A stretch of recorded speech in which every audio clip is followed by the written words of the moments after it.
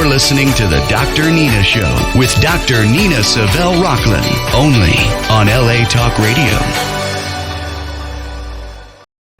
Hi there, welcome to the Dr. Nina Show here on LA Talk Radio. I am your host, Dr. Nina SAVELLE ROCKLIN, and I am here to help you break free from body shame, binging, and diets that don't work. I want you to wake up and think about your day, not your diet.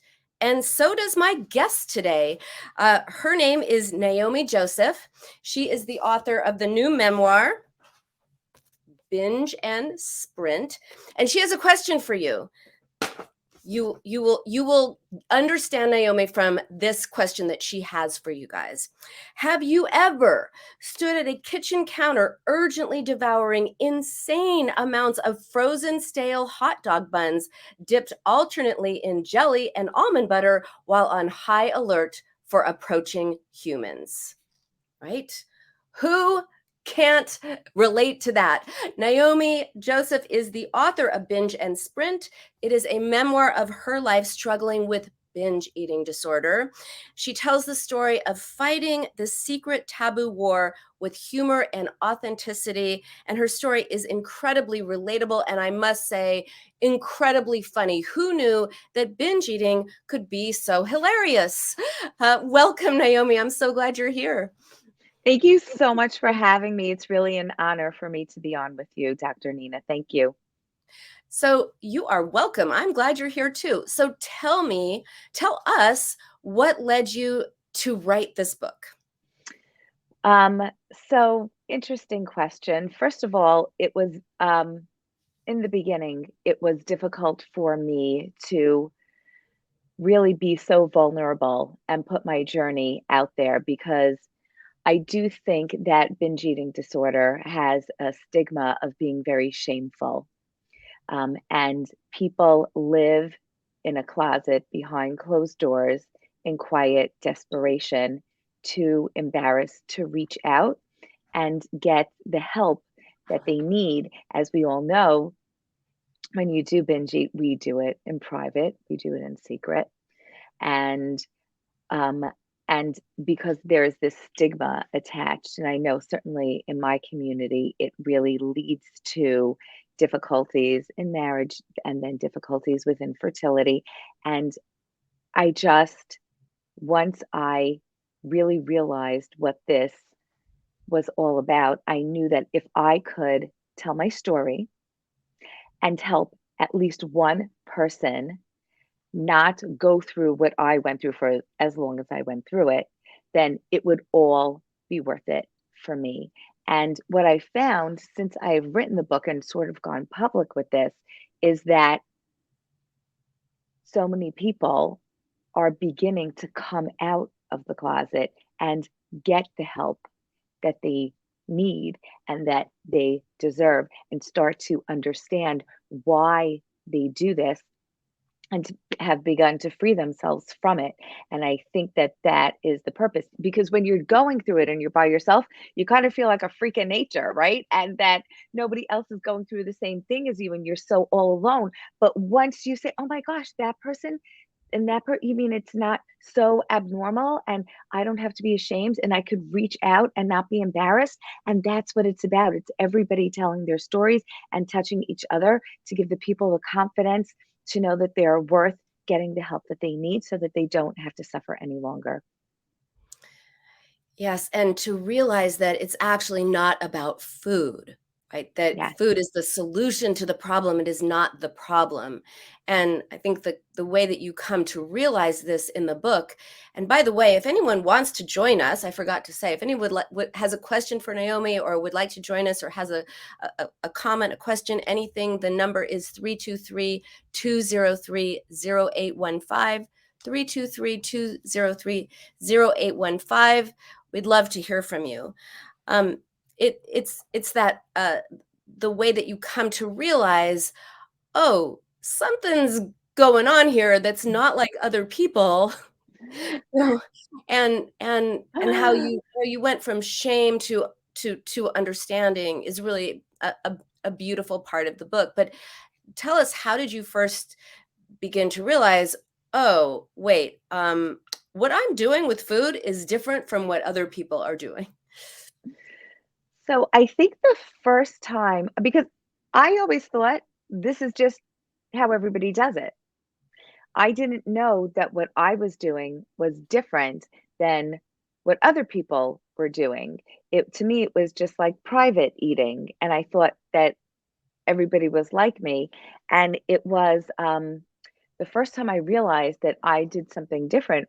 I was in college, actually, and um, I was with my sorority sisters, and we were having an event, and we were all it was like a big sleepover with, just like in the movies, all the sorority girls, and there was a big sleepover with somebody.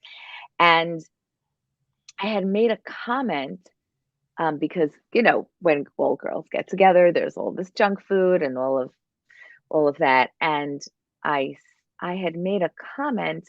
I don't remember exactly what I said, but it was something about how, oh, we can all eat together in private, publicly together and not hide in private. I said something like that. And I remember the girl looked at me like I had three heads, and she had no clue what I was talking about. And all of a sudden, like a ton of bricks, it hit me. I was like, oh, you mean everybody doesn't do this? And all of a sudden, I was like, that's pretty different. Like, that's a little, why do I do this and why don't other people do this? And I didn't know that before. And I also appreciate, as someone who comes from a Jewish heritage, how you weave in how the cultural parts of Judaism and sort of pushing food on you all the time. And Mhm. you know, it's not only the Jewish heritage that does that, but like my grandmother used to say things like, you can stand to lose 5 pounds. Would you like some pound cake? Like, you know, things like that to people. And And how it's the guilt. It's the guilt. The Italians aren't too far away from us either. There's a lot of cultures. I think people really show their love through food. They really do. And if you're not accepting it, then it's offensive, and it's insulting to people. And so it's that whole cultural part of it. I know I'm a Sabbath observer, and Sabbath food is supposed to be special. Um, doesn't mean have to be calorically like a caloric bomb, um, but that's certainly in practice, what we do, and so it's sort of difficult to escape that.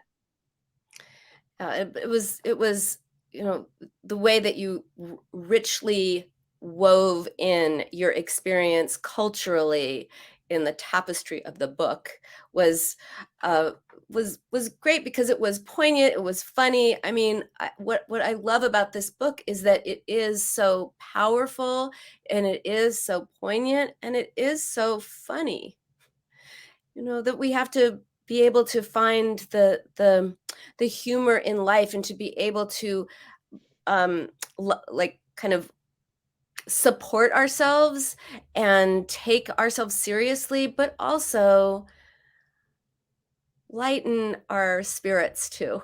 you know I think the world, I think if we could just laugh at ourselves a little bit and find the humor in everything, because isn't there humor in everything? And I mean everything.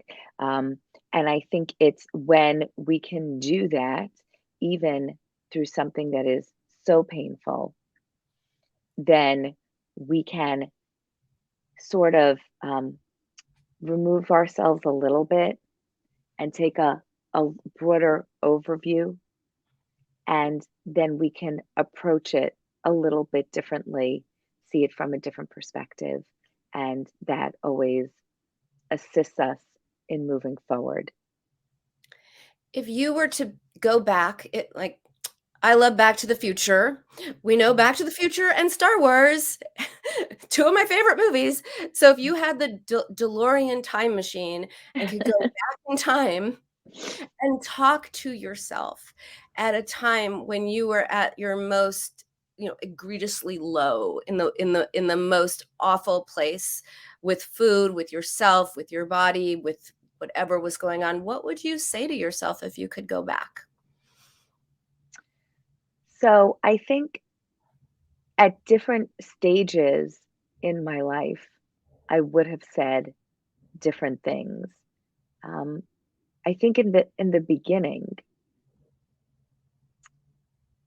I think it was, when I was very, very young, as a youngster, when you develop these habits of binge eating, of trying to comfort yourself, I look back and I really applaud that little 8-year-old me, the little 10-year-old me, trying to nourish myself. It was really, even though it wasn't, maybe the best idea, I think it was very beautiful how that little girl was trying to parent herself and say, "You are beautiful, you're okay. Here, sweetheart, have a cookie. It'll make you feel better." That was all I had.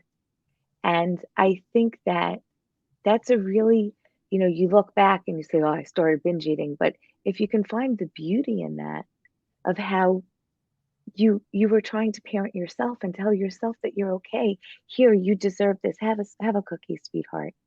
You're doing the best that you can to try and parent yourself and make yourself feel better. So I do think that there was beauty in that, and there was love in that. It Such a wasn't all bad. you know, it's such a compassionate way to look at it. And binging, with binging, food is a frenemy. It is a friend in that it does something for you. If you don't have another way to cope, it does it. It fills an empty space. It gives you comfort. It does a lot of different things. It helps you. But of course, it also ultimately hurts you and kills your spirit and makes you feel terrible. But I think that the attitude that you would have about, hey, sweetheart, have a cookie, because that's the only way that you knew to offer yourself comfort. That kind of compassion is such a vital ingredient when it comes to, oh my gosh, I just unconsciously used a food reference, a vital ingredient. It's such a vital part of cultivating compassion. We're compassionate to ourselves. We make ourselves feel better, not worse. When we're friends to ourselves, we use words to make ourselves feel better. We don't say to our friends, "Oh, you feel bad. Here, have some cake." We say, "Oh, you feel bad. Let's talk about it." Yeah. Yes, for sure. And yes, you are correct in that. What it really does is you're trying to pull yourself together while making yourself fall apart all at the same time. So it is that frenemy. Um, and to answer your question, as an adult, because of course what we do is we take those coping mechanisms and they just become habit, and then we needlessly drag them with us into our adult lives where clearly it no longer serves us.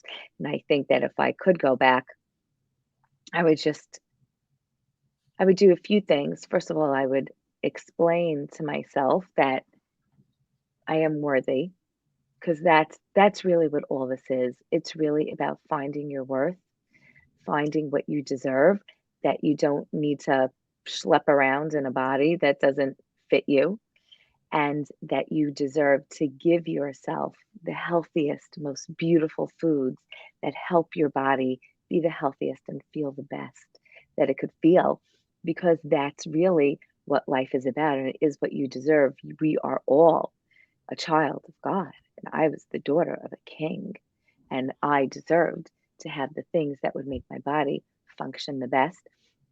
I would tell myself that my surroundings and the chaos that was going on around me was not my choices. I didn't create that, Right. and that I didn't have to listen to the negative messages coming my way, and that they weren't true. I think when we're little, we take in all of these messages that we're receiving. As kids, we are amazing observers, but we're really not so fabulous at interpreting the messages that come to us because of our limited development. We're only children, but we take that and we wear that as like the scarlet A, and then we go through life like that. And I think the adult me would just tell myself that none of it's true. This burden is not mine to carry, and that I deserve just the healthiest things to make myself the best me. And I didn't need to punish myself with this burden of food. Beautifully put. And once again, for those of you who are showing up later, I am talking with Naomi Joseph, author of Binge and Sprint. Here's the book. So, Naomi, tell us about the title. Oh, so, okay. Binge and Sprint. I love the title of this book because this, to me, represents my whole journey. So there's two parts to it. First, you binge. And binging to me was using cake as fortitude.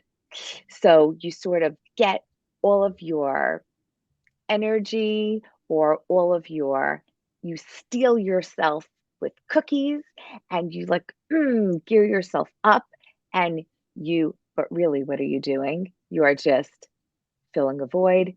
You are deadening yourself to the feelings that you're having. You are stuffing down what is really bothering you.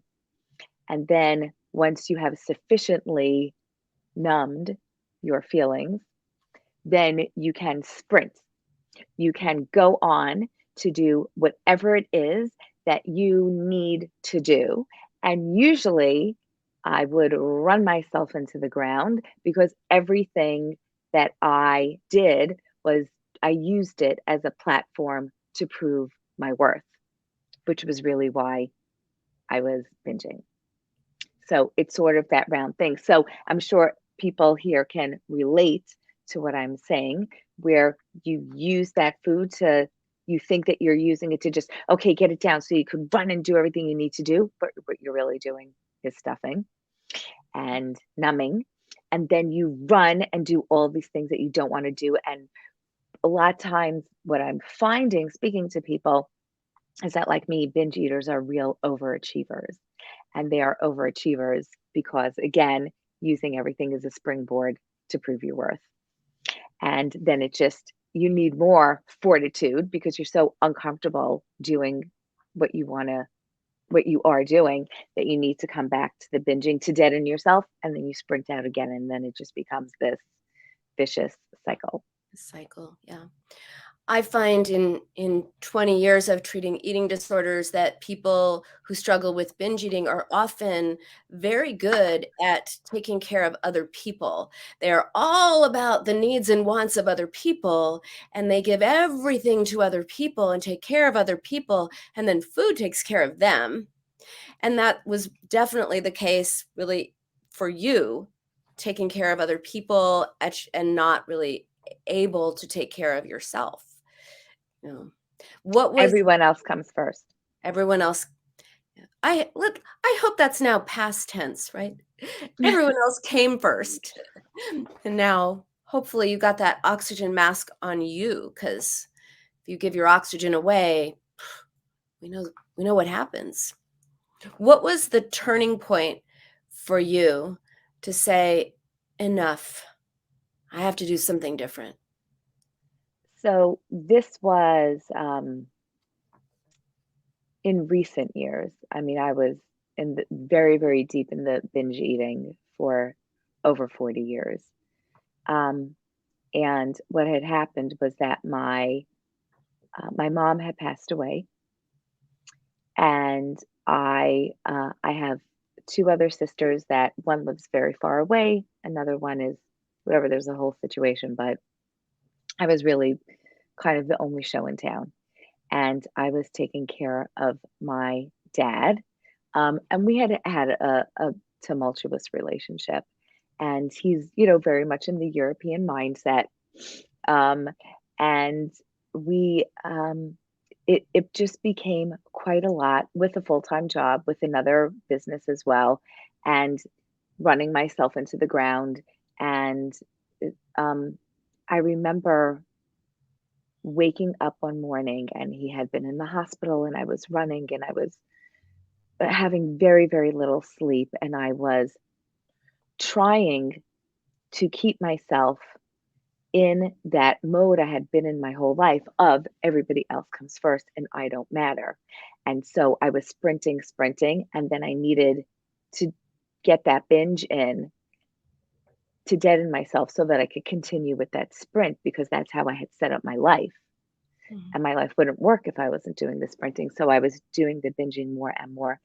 And I woke up one morning and I'm a tiny person. I'm like, I'll never even be 5'3" in this lifetime. And to carry weight for me, and I have a very small frame, and it's difficult. Like I can't function, and it doesn't take a lot to make me larger than my frame could carry. And I woke up one morning and I was having difficulty breathing, and I was binge eating. Does it makes you tired. It interrupts your sleep. It interrupts how you function during the day, how you carry yourself during the day. It's physically quite taxing. And I woke up one morning and I sat in bed and I was just in the middle of all this. And I remember thinking two things. I remember specifically thinking to myself, if I continue like this, I am going to die. I am going to my body cannot carry me like this anymore. And I was thinking I could, God forbid, really give myself some terrible disease, or I could, I don't want to say, what, but like I can't physically continue to function like this. And then the second thing I thought was, I don't want to feel like this anymore. And I made a decision that day. And I remember I said to my husband later that day, I said, I am going to change my schedule if it's okay with you with the kids. And I'm going to wake up early every morning. And I want to do the 6 a.m. class at the gym before I go to work. And he said, sure, no problem. He said, what is like the time frame? How long are you going to be doing this for? And I said, I'm going to be doing this for ever. And he said, okay. And I did. And I started doing that. And after a couple of months, I started making small changes with food. So I was doing the exercise, I was doing that part of it, but I was still binging. And then after a while with the exercise, it just started making my mindset a little bit healthier. And then I wasn't saying, okay, now I'm going to go on a diet and now I'm going to have my weigh and measure my food it wasn't like that. I was giving myself grace. I started to make very small changes, a little bit at a time. And then when I was ready, I started making small changes with food and a little bit more all the time, a little bit more every day. And that was because that was a very defining moment for me. And I knew that I couldn't calm myself. Somebody had suggested maybe you can take medication to calm your nerves. It's always easy to pop a pill and I'm like, if I don't change, I'm gonna be larger than my body could carry. I am going to develop some disease. I'm going to be on medication.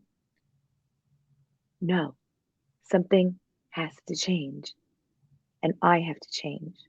And so, first it started with exercise, then it went to food, then it went to the underneath, the relationships, the mindset.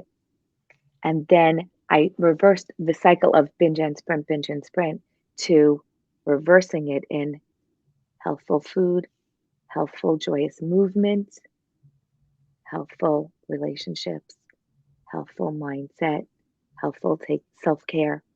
And so I started, instead of this way with the binge and sprint, I started reversing it and going this way one thing at a time. And you also did a beautiful job of talking about the underneath, which always comes from the past, to be able to show how your past impacted your relationship with yourself and other people, but doing so in a way of explaining rather than blaming. So a lot of people don't want to look at their past because they don't want to blame other people. And of course, that doesn't help. But there's no good that can come from going, it's their fault. Wow, like no. But to say, okay, this is what happened. This is how it affected me. And this is the thing that I need to heal so that I can move forward, so I can change, is really powerful. And when you just mentioned the underneath, it made me think about I'm not going to give too much away because I want people to read the book, but how understanding the way that you grew up and the messages that you got and the way that you were treated, like you mentioned your dad in sort of the old school ways, which could mean a number of things to different people, but how that affected you, how people's personalities and what they were doing affected you, and how that in turn affected your relationship with food, how exploring that and healing that was also very freeing. So, I want to just comment on what you said about blame. Um, I really did. Could we all point a finger and blame our family members? Oh God, that would just be so easy, and warranted, could be. But number one, I didn't want to put any blame in the book or any blame in this conversation because um, that just leaves us powerless. The point of the book and the point of this conversation is to invite people to lean into their power and lean into their greatness. And why blame only hurts us is because if we don't take full responsibility for the part that we played in this, because truly we everybody's just walking around doing the best that they can with the tools that they have. Nobody's out to get you. If the people that sort of created this in us knew better or had the tools to do better, they would have done better. They would have done better. But they didn't, and nobody can be blamed for that. And the other part of it is that when you blame, you leave yourself the victim, because versus if you take full responsibility for the part you played in it, then that means that, and you say, I created it, then guess what? If you created it, you then have the power to uncreate it and recreate it in however you decide. But if you blame and it's all because of them, then you're forever the victim and you don't have the power to recreate it in the way of how you want to continue in your life. Yeah, that's why, explaining how you came to relate to yourself and others and food is so much more powerful than blaming. Um, Blaming never helps anyone, but I mean, there are certain things that their blame is warranted, like abuse, but that's not what we're talking about with this. So yes, I mean, I thought you did a nice job of really looking at and explaining how the past and what, as you put it, what's underneath the porch, I think you said earlier, how that then rises up and affects us in our present day, which of course is all about really in line with my analytic philosophy. Of course, what happens to us affects our present and therefore our future. So not placing blame. Yes, and I just to your point, Christina, on Instagram, there are, as I just mentioned, with child abuse or any abuse of that nature, blame is warranted, but that was not the situation with Naomi's story. Absolutely. I'm so sorry to interrupt. I do No. just want to, for Christina, you said, or Christine? Mhm, I didn't, mhm. um, I just want to say one thing. Um, when there is abuse, that is a horrible thing. And unfortunately, we can't take that back. And the people that dished that out, uh, I don't even know what to say about that. But I'm talking about the messages that we tell ourselves about ourselves, of why we were abused. And it had nothing to do with us. We were in the wrong place at the wrong time.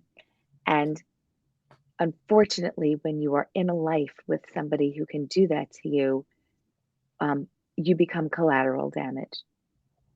But it had nothing to do with you as a person, your worth, and therefore have not the blame, but the strength to know that that had nothing to do with you. And if you are still living and you are still on this earth and you have the strength to get through that, then you have the strength to change your mindset and your view about yourself, about how strong you are, and that you can now recreate your life to be anything that you want it to be.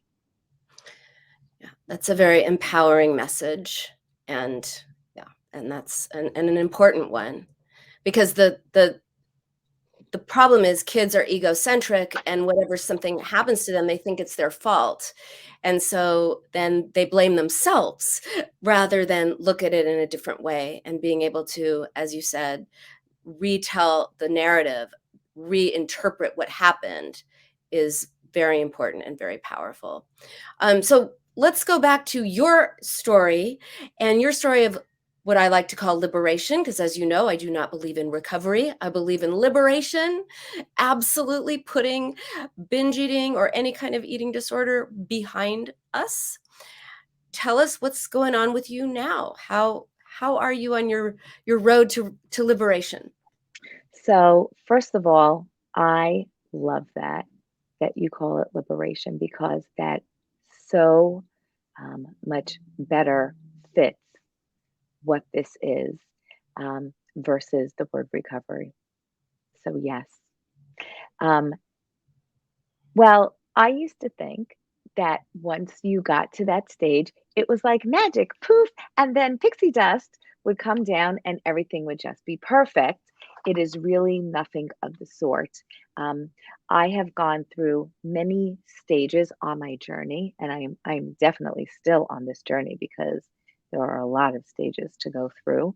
Um, I remember my very first stage. I was doing a podcast with somebody, and she had a cooking show, and I was backstage while she was finishing up with another guest, and they were talking about food, and she had just done a cooking demonstration, so I was sitting next to all of this food, and I was like smelling food, and then she was talking about food, so I'm listening to food, I'm smelling the food, and then she had her cookbook out, and so I'm looking at all these pages of food, and I was just surrounded by food, and all of a sudden I just wanted to taste everything, because when you are a binge eater, you know, usually what you're doing is you're binging or you're restricting. And so when you've done that for so many years, you don't really taste food. And all of a sudden I wanted to taste everything. And I remember I said, I really want to buy your cookbook. And she was like, oh no, you don't have to buy it. And I was like, no, I want to buy the cookbook. And I ran home, and for 3 months, every night I made gourmet meals. Not that I binged on them or like I even finished what was on my plate. I just wanted to taste everything. I just wanted to taste food. And it was so delicious. And I got to enjoy food without feeling guilty or without putting it on a scale or in measuring spoons. And I just ate until I was satiated. And it was like the most beautiful experience. So first I actually tasted and enjoyed food. Yay. That was so much fun. That was a great stage.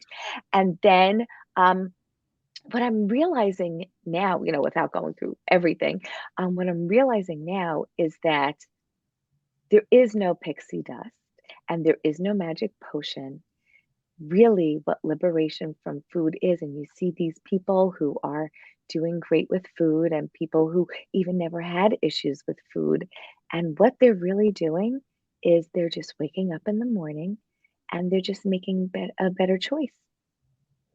And they're deciding that they're worthy, and they are deciding what they want to put in their bodies and how they want to feel it and how they want to prepare it and how and what they want out of their um, nutrition for the day and how they want to nurture themselves. And it's just about changing the mindset, which will change the choices. And that is a lot of work. That's being aware and making those better choices, um, and seeing yourself as deserving that. Absolutely. It is all about your relationship with yourself. First of all, I just want to say about the cookbook and the gourmet meals, like, of course, because deprivation leads to wanting more. And that goes for binging, but it also goes for realizing that you were deprived of 40 years, you were deprived of enjoying food, because binging is not an enjoyable experience when it is just permeated with guilt and shame and obsessive and compulsive behavior. It's not enjoyable. And so to be able to, like, as Mm. you said, enjoy food, and as it should be, food is one of the pleasures of life, and we should be able to enjoy it. I don't believe in clean eating and eating just to live. No, we're supposed to enjoy food. We're supposed to like it. So that giving yourself that was really nurturing to your palate, and I'm sure to your soul, and on some level.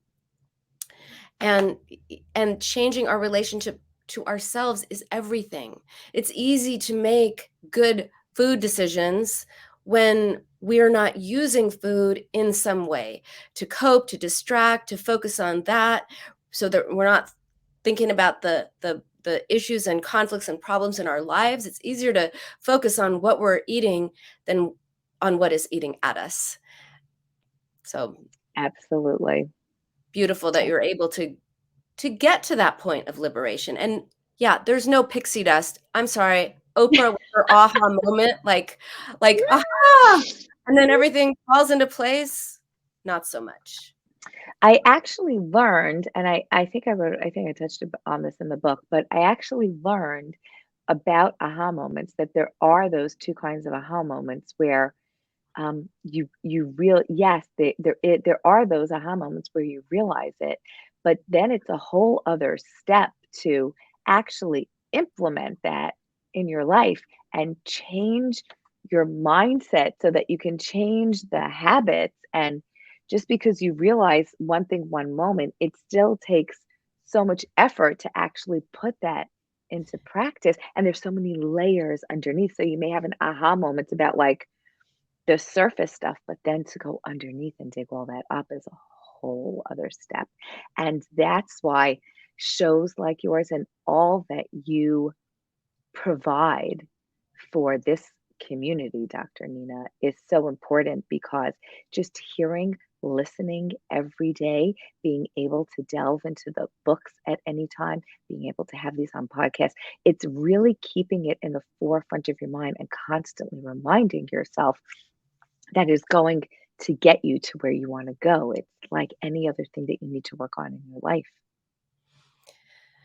Well, thank you. I'm really happy to be able to provide that idea that there are unconscious parts of us that are hidden from us for a reason, as a protection, and that discovering the hidden parts of us, the why we're turning to food, is much, much more important and essential to explore and examine and bring into the light than what we're eating.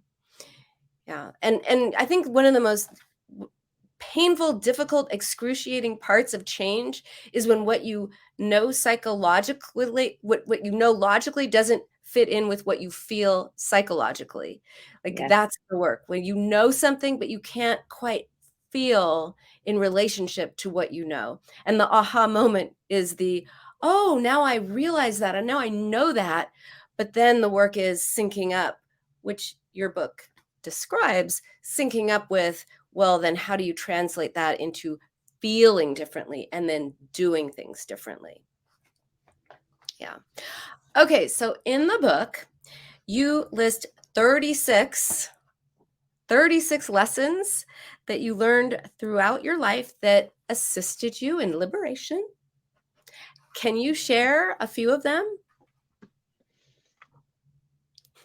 So I'm going to turn and I'm going to read to you from here. And I marked a few of them that I wanted to actually go over if you happen to ask.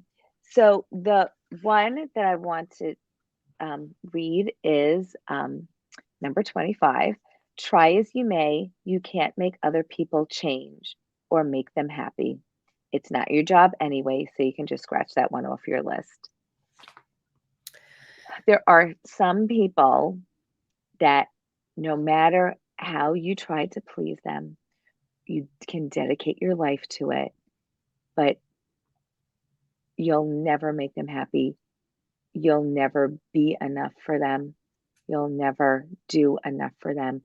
There will be nothing that you can do to make them love you or happy or treat you the way that you want to be treated by them. It's not going to happen. And it is not your job to do that because your job is to make you happy. Your job is to know your own worth. Your job is to learn to just love every fabulous, incredible, beautiful thing about you and how special you are, and really know that. And that if somebody does not see your light, that's okay. That's them, and that's not you. And that is such a hard lesson to learn, you know. And some people love to suffer. Some people don't want to be happy. You know, some people don't see us as we are. They see us as if we're someone else. You know, and realizing that there are dynamics and things, hidden forces, if you will, unconscious reasons why people are staying in an intractably stubborn way in that mode of relating. It frees us from trying to get them to change. All we can change, to your point, is us. Exactly. I think that should be, which number was that? I think that should be number 1. That's such an important lesson. What's number 1? Oh, what is number 1? Let's go back. Number 1 is comparison is a killer. It will kill the real, authentic, original, unique you. Bury that bad boy before it buries you. Theodore Roosevelt said, comparison is the thief of joy, but I kind of like bury that bad boy before it buries you. What I find with comparison, and this is I always think about this whenever I think about comparing. So there you are, and you're doing your own unique, special way of doing whatever you're doing.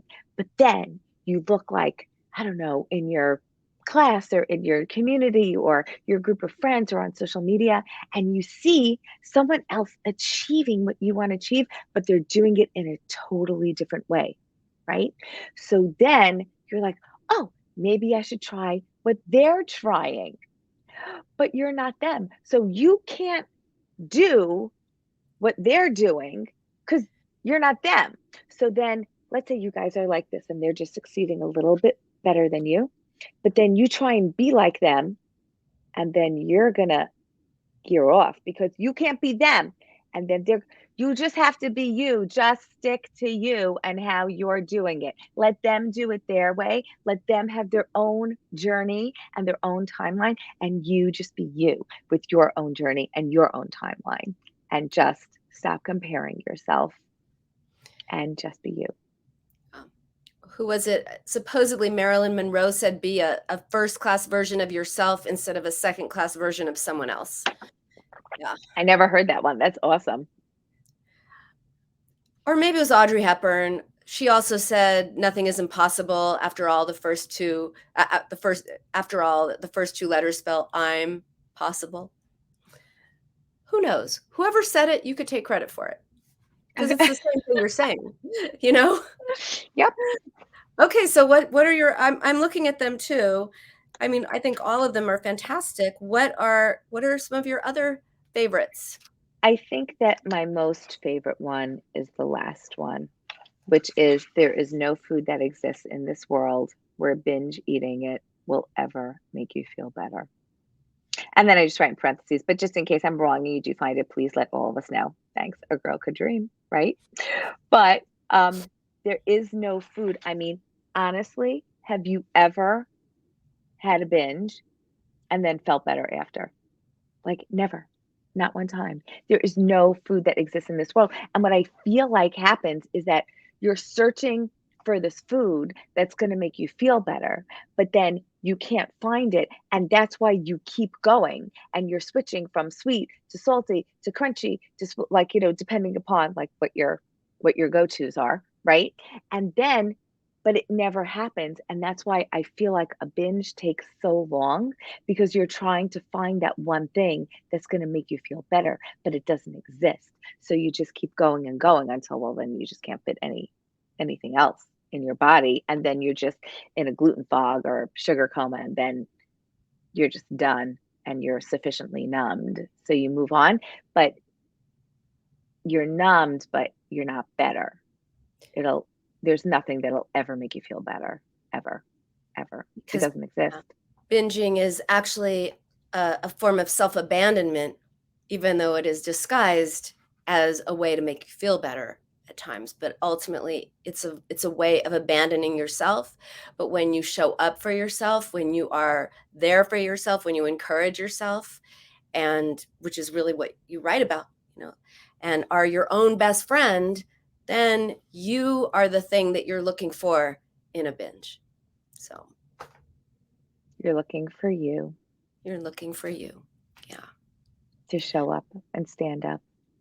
The loving, lovable you that is there. Yeah. Yeah. I'm going to cry now. Well, listen, you a beautiful and humorous, just as hey, a girl can dream, right? Like there's sort of funny attitude you have towards yourself that really makes this book it's so poignant and so painful and so readable and funny. It's like life, right? It's poignant, it's painful, and it's humorous. So you did a beautiful job. And again, the book is Binge and Sprint. Naomi, tell us where people can find the book and also where they can find you and what you're up to right now. Okay, so first of all, my book is on Amazon. It's Binge and Sprint, and you can purchase it on Amazon. And I would love to hear from you. You can contact me through my website, which is bingeandsprint.com. And you can find me on Instagram at bingeandsprint. And what's going on with me next is that I actually am in the editing mode of a workbook that is a complement to my book. And what we're going to be doing in the workbook is, I know that there are a lot of workbooks that exist that I have used, which have been tremendously helpful with behaviors and changing your food behaviors. But my workbook is going to be a little bit different in that we're going to go way back in time, and really go to the underlying reasons, how it got started, and how we can change our mindset going forward. So I'm really looking forward to that. That's going to be out later this year. And if you keep in touch with me, I'd be, more than happy to give you the heads up on when it comes out. But we're in the editing process right now, so it's really exciting. Well, that is very exciting. It is going to help a lot of people. And again, I am so glad that you were here to join me today and help our audience feel inspired. If you could do this after 40 years, anyone can do it. Right? You were so entrenched in binging. I truly believe, and I don't know about me. I don't know if if I could do it, you could do it. But I do believe that anyone can overcome an eating disorder. I really believe it. And I believe in you. If you are listening, I really believe in you. And I know that you have the strength to do it. I don't believe that God gives any challenge to anybody that doesn't already have everything inside them to overcome it. If you sometimes just throw your hands up and say, maybe this is just the way I'm supposed to be or what I'm supposed to be doing, that's like the devil on your shoulder whispering in your ear, no, you don't. No, I don't believe that. Keep going. Keep finding the next thing. I did it for 40 years. Keep finding the next thing and pull yourself out. You can do it. I still say that if you can do it and you were so entrenched and you provide in this book, take the acknowledgement, Naomi. If you, given what you went through, could find it within you to create that change, you're an example to other people. If you can do it, you're showing them tacitly through this book, they can do it too. Thank you. You are welcome. I'll own it. Okay. Yes. Own it. And thank you again for being here. And that is our show for today. Thank you all so much for joining me today here on the Dr. Nina Show. I am here every Wednesday at 11 a.m. Pacific, or you can listen later at Apple Podcasts or anywhere you get podcasts. If you love the show, please head over to Apple Podcasts and leave a rating or a review, because the more reviews and ratings we get, the more people we can reach and help. So stay curious, not critical. I will see you next week. Bye for now.